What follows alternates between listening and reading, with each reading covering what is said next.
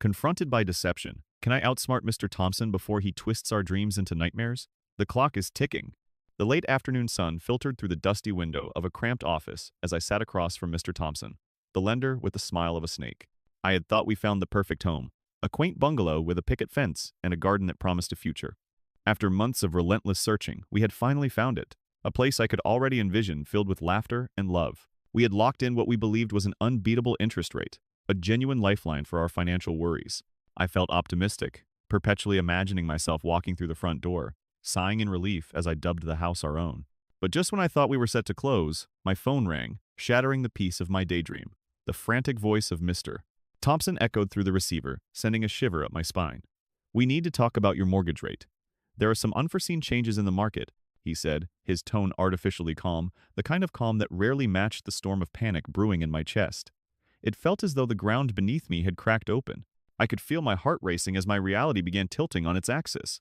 "What kind of changes?" I asked, trying to swallow the lump forming in my throat. I could almost sense the frosty smile on Mr. Thompson's face, the kind he wore when he delighted in delivering bad news, disguised as business as usual. I braced myself for the worst, a nagging feeling creeping in that perhaps our dream home was slipping through my fingers faster than I could grasp it. Stories echoed in my head of people who had fallen victim to sharks like him, predators lurking in layers of corporate jargon. "The market's shifted," he continued, a feigned urgency in his voice.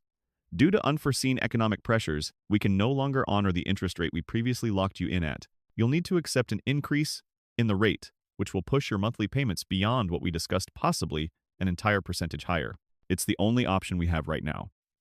My mind raced, blurring reality with disbelief. I felt like I was drowning in a sea of numbers and legal jargon, each wave crashing into me with the force of betrayal. "This is unacceptable," I replied, my voice laced with both anger and despair. The walls felt closing in. Surely Mr. Thompson could sense my mounting hysteria. "You can't just change things at the last minute." In that moment, my dreams, hopes, and every bit of effort I had put into this process flooded my consciousness, mingled with the bitter realization that I had been naive to trust this man. My fight-or-flight response surged inside me. How could he do this? This was our future. Mr. Thompson appeared unfazed, leaning back in his chair with a casual arrogance that turned my stomach. After all the paperwork, all the meticulous planning, here I was being tossed aside like some insignificant detail, a forgotten footnote in his ledger. "It's business, nothing personal, Miss Adams. These are extraordinary times. We all have to comply with market changes. You'll need to come back with some adjustments or—" His smirk made my blood boil. The words fell like stones into the pit of my stomach. As the call ended, a feeling of devastation washed over me. The world outside felt brighter and crueler in its contrasting normalcy. I left Mr. Thompson's office in disbelief, the weight of the bank's betrayal heavy on my shoulders. Could I still back out? What would happen next? I couldn't shake the loss. It felt like someone had pulled the rug out from under me and left me staring at the ceiling, searching for answers that wouldn't come.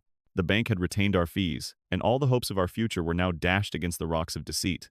Hurrying home, I called Mark, my husband, and relayed the shocking news, my voice trembling with frustration and disbelief. "We can't go on like this. We can't make those payments." I heard the crack in my voice, a reflection of the turmoil spinning within the walls of my heart and mind. As the reality of our situation sunk in, I couldn't help but think of all the time and energy we had poured into securing that bungalow. Thoughts of real estate agents who had promised us the world, only to befall us on this cold day, filled my chest with fury. Were we truly prepared to lose everything? As I stared into the setting sun, uncertainty loomed over my horizon. All that was left in the wake of that dreadful phone call was the echo of our dreams wilting away in the cruel financial wilderness. We had to find an alternative. We had to act fast. But as I looked ahead, clouds of confusion and doubt began to swirl, looming larger than ever. What if this was only the beginning? Would we permanently lose our chance at the life we envisioned? Part 2 awaited, a labyrinth of choices and potential pitfalls, and I couldn't shake the feeling that perhaps the real battle was just getting started.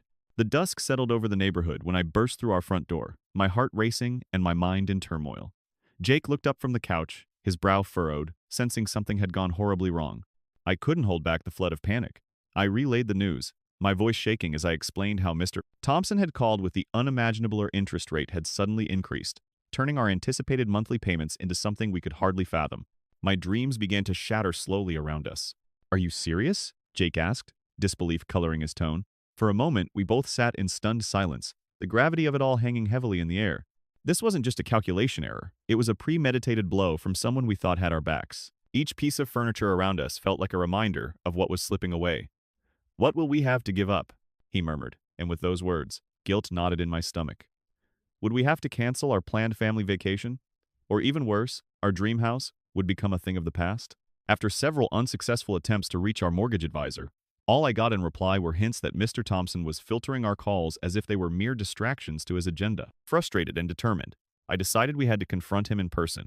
As I drove through the bustling streets that evening, every passing light felt like a flash of hope. If I could just get to him, perhaps I could salvage this situation. My mind buzzed with a mix of fear and resolve, each scenario playing out like a bitter film on repeat. Entering Thompson's office was like stepping into the lair of a predator. He leaned back in his chair, an unsettling smile creeping across his face as I marched up to him. The stale coffee breath, mixed with something sickly sweet, made my stomach churn. "Ms. Adams, what's the rush?" he said dismissively. "A little bump in interest is totally normal." My skin prickled. It was as if he reveled in my discomfort, enjoying my distress as a sick form of entertainment. How could he be so callous? I pressed on, refusing to let him brush me off. "You can't just change the terms like this. We've invested our time, energy, and hope." The anger surged in my chest, mixing with disbelief and frustration. Yet the further we engaged, the more I realized he seemed insulated from any concern for us, as if our plight was merely the backdrop to his empowered facade. Why was he so unfazed? Julie, our previous mortgage advisor, had been delightful, but she was clearly no longer in control. Thompson had taken the reins, and I suddenly felt like a pawn. Bracing myself against his steady gaze, I knew I had to leverage what I had learned about him. I had heard tales of predators in the mortgage world, of experienced lenders who preyed on hopeful families.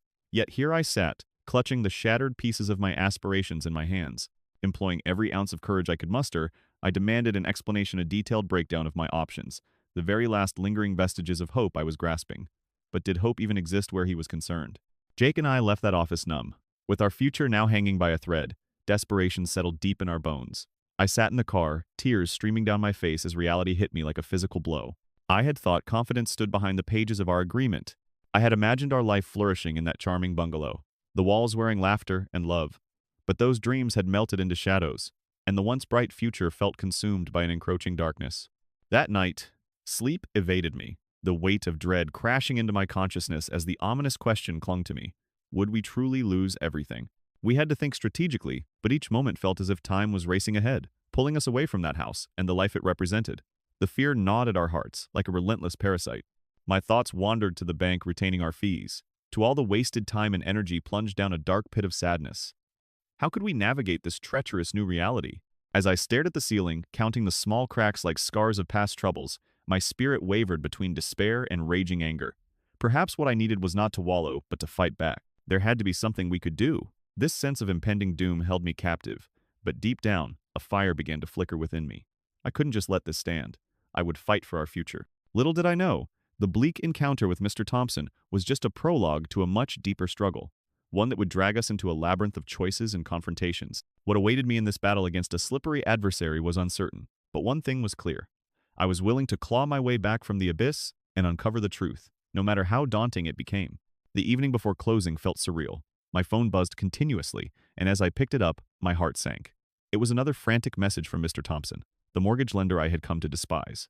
He outlined a slew of inflated fees that drove our monthly payments well beyond what we had budgeted for.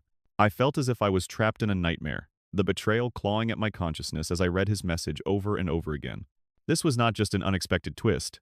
It was a calculated ambush, and I couldn't let it go unchallenged. I needed to confront this man, to demand the truth behind his deceitful practices. Frantic, I pleaded with the loan officer accompanying Thompson, but he seemed utterly indifferent as he checked his watch repeatedly. His air of nonchalance only intensified my frustration. How could he sit there so composed while I was on the brink of losing our dream home? On an impulsive whim, I decided to Google Mr. Thompson. What I found sent my heart racing a torrent of complaints from previous victims, detailing their disastrous experiences with him. They claimed he had a long history of predatory lending practices. How had I not considered this sooner? As the weight of betrayal hung heavily on my chest, my willingness to fight back crystallized. I was no longer just a victim caught in his web of deception. I was preparing to be a warrior in this battle for our future. Thompson was not merely an antagonist. He was a predator who thrived on people like us naive dreamers, seeking a piece of the American dream. I knew then that I had to gather all my strength. I couldn't let this man dictate the course of our lives any longer. After sharing another agonizing moment with the indifferent loan officer, I stepped outside to clear my head. I was engulfed in thought as I paced in front of the imposing bank building, the air cool against my heated skin. Did I dare return inside and confront him again? The notion of running away with my tail between my legs gnawed at me like a persistent itch, but that was the last thing I wanted. I needed to gather my thoughts, to solidify my plan. If this was a war, I needed my weapons. As I stood there, the sun dipped lower in the sky, transforming the evening light into a dusky haze, illuminating the path of action I needed to take. I rummaged through my thoughts, piecing together the disillusionment swirling in my mind. I had to tell Jake about everything I had discovered about Mr. Thompson's shady practices. He deserved to understand the nature of our adversary fully. Our hopes rested on shaky foundations, and I couldn't let that happen. When I finally returned home, Jake sat on the couch with his laptop, immersed in details of our mortgage agreements. I walked in with my heart pounding, ready to share what I had uncovered. "We need to talk," I said, my voice shaking slightly as I filled him in on the revelations concerning Thompson. Each word felt like a dagger cutting through the fabric of our plans. I saw disbelief flash across Jake's face, and my own heart mirrored the chaos within. "We need to take this seriously," I insisted, my palms clammy with fear and anger. He ran a hand through his hair, clearly grappling with the gravity of our situation. The ambiance of the once cozy living room morphed into a courtroom where the truth peeled back the curtains of our impending reality. "What options do we have?" Jake asked, frustration creeping into his tone. My heart sank as I found myself without a clear answer. Later that night, when the house was veiled in darkness except for the soft illumination of the street lamp outside, fear seeped into our walls. How could we possibly back out without losing everything we had invested? I felt the tears threaten to spill over as I pictured our dreams disintegrating before my very eyes. The idea of the bank retaining our fees felt like a dagger to my heart. Each thought was a reminder of my failures not just in being taken advantage of, but in not protecting the future I had envisioned. Eventually, a thought ignited within me, and I realized I had to dig deeper for answers. Mr. Thompson wasn't just going to get away with this. I would gather the strength I'd need to fight back. This wouldn't end here, not while I could still breathe, not while I still had even the faintest flicker of hope maintaining my resolve.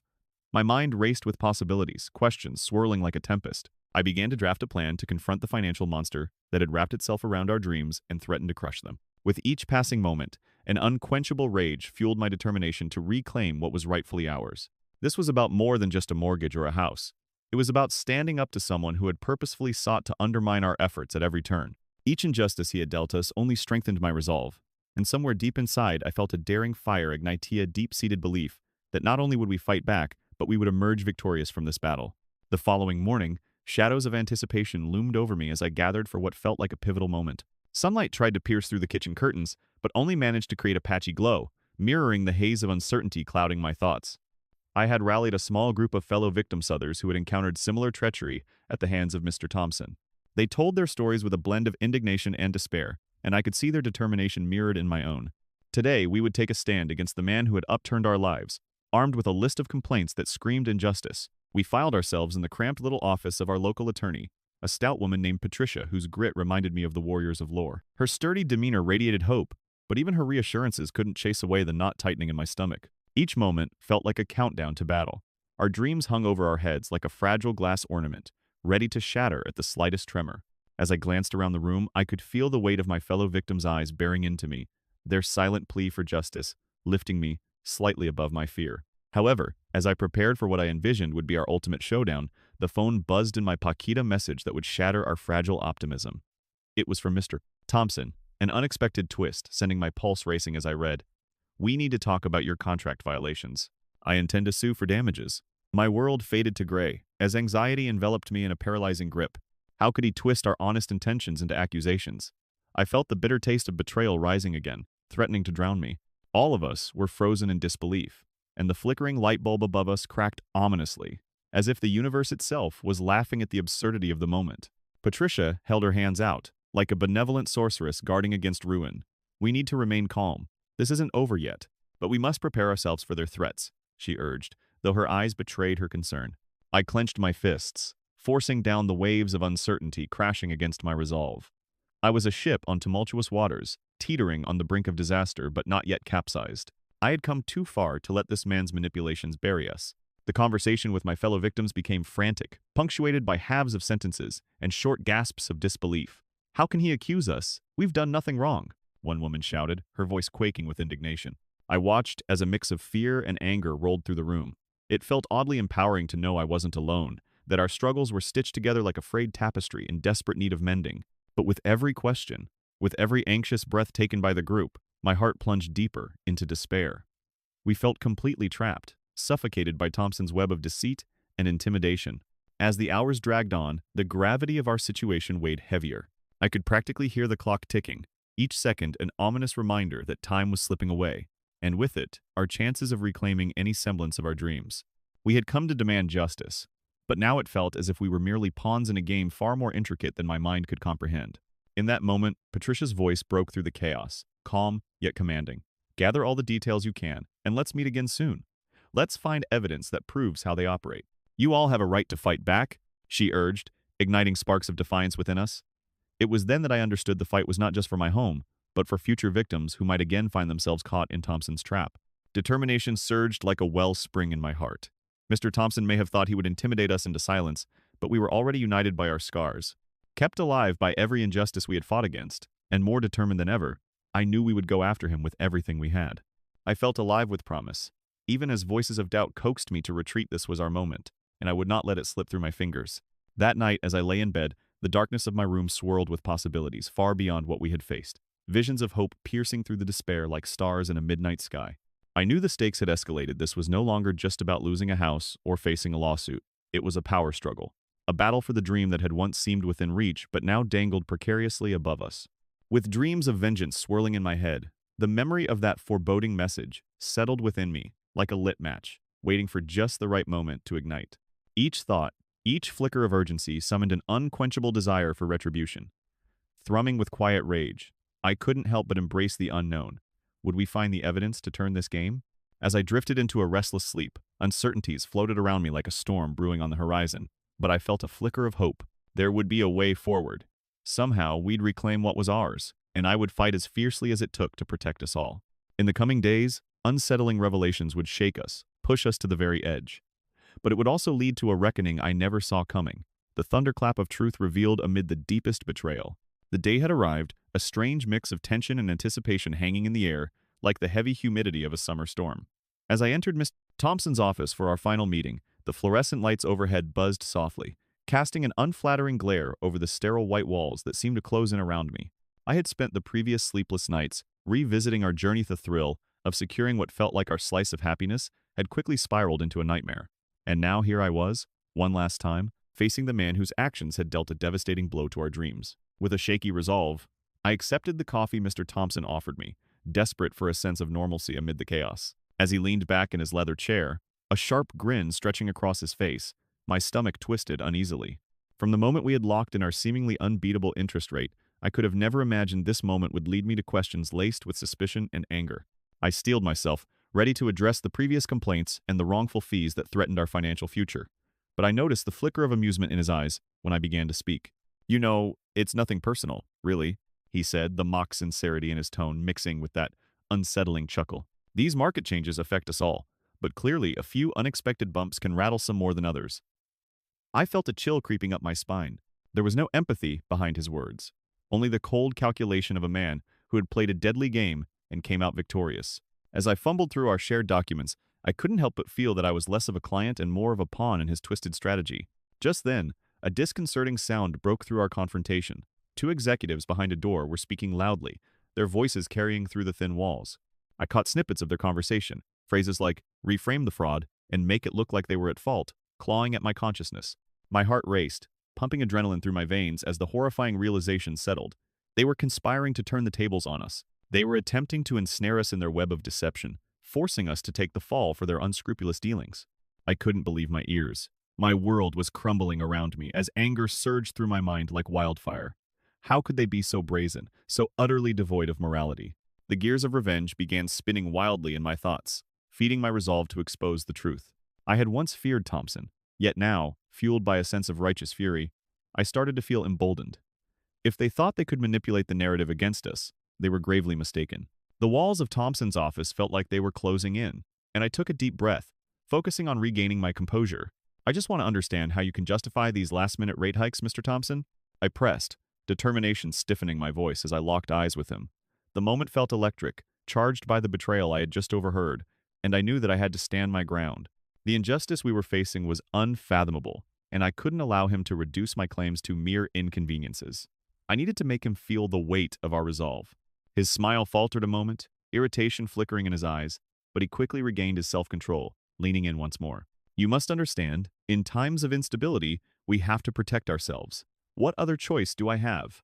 He replied, his tone condescending, as if he were teaching a child a lesson. In that moment, I could only imagine the piles of cash brewing in his bulging pockets, and I realized that he reveled in every bit of our despair. Suddenly, the reality of our situation hit me like a ton of bricks. We were not just facing financial ruin, we were immersed in a battle against a sinister entity that thrived on manipulation and deception. I glanced around the room, at the dull office furniture seasoned with years of arrogance, and felt as though I was fighting for much more than just my home. Each victim we had gathered to stand against him deserved to be known. Their stories, like mine, embodied a common struggle, and together we were powerful. As the tension in the room escalated, I decided then and there that I would do everything within my power to expose Thompson and his dishonest colleagues. "You will not blame us for your failures, Mr. Thompson," I declared, my heart racing with newfound conviction. His masterful charade would not suffice. If he thought we would roll over in defeat, he had gravely underestimated our resolve. I would take our fight public, not just for us, but for all those trapped under the oppressive weight of lenders like him. We had strength in numbers, and soon the world would see their lies laid bare. It was imperative that I find a way to capture proof of their misconduct away to bring this simmering injustice to light. I was determined to reclaim control and not let the threads of their influence tie us down any longer. The battle was far from over, but the dawning realization of potential retribution awakened a fierce spirit within me. With each passing day, I would make sure our voices echoed louder, for the truth would no longer be suppressed. The morning sun streamed through my kitchen window, warming the chill that had settled in my bones since the ordeal began. Normally, this time would set the tone for a hopeful day, but right now anticipation surged like crashing waves as I took a deep breath. Today was the day we exposed Mr. Thompson and his shady dealings. I held my phone tightly, the buzz of messages creating a rhythm like a frantic heartbeat, my fingers trembling against the screen as I read updates from our lawyer. With every unfolding moment, I knew we were on the brink of holding him accountable for the turmoil he had caused in so many lives. Gathered together in front of the flickering TV, my husband Jake and I watched as our attorney was interviewed live, sharing stories of those victimized by Thompson's greed. It was surreal to see our reality translated into words on a national platform. What happened to us wasn't just business. It was betrayal, Jake had said, and here he was, amplifying our message through the camera. As the news anchor nodded in sympathy, I couldn't help but feel a swell of pride and defiance wash over me. We were no longer victims hiding in the shadows. We were warriors in this fight, and I felt powerful. As the report concluded, my heart raced. We all felt that palpable moment of awakening among the victims whose voices had finally been given a chance to rise. Just then, my phone lit up with an alert, and I read through messages filled with excitement from other families affected by Thompson's manipulations. "We are ready to stand together," exclaimed one text, and I couldn't stop the grin spreading across my face. We formed a community, a force fueled by countless stories of deception far worse than ours, more than just a simple matter of mortgage disagreements. Then came an unexpected twist in email from our lawyer that throbbed with urgency. The bank had initiated an investigation into Thompson's dealings and was confronting a class action lawsuit. I stifled a gasp, my heart pounding as I passed the news to Jake. We were not merely speaking up, we were part of a much larger uprising. It felt surreal to think that the same man who had wielded power over us was now cornered, his carefully manicured facade beginning to crack, revealing the rot beneath. As news of the impending lawsuit spread, Thompson's world began to shake. I replayed images of him leaning back in his leather chair with that arrogant smirk plastered on his face, and suddenly, it felt like justice was within our grasp.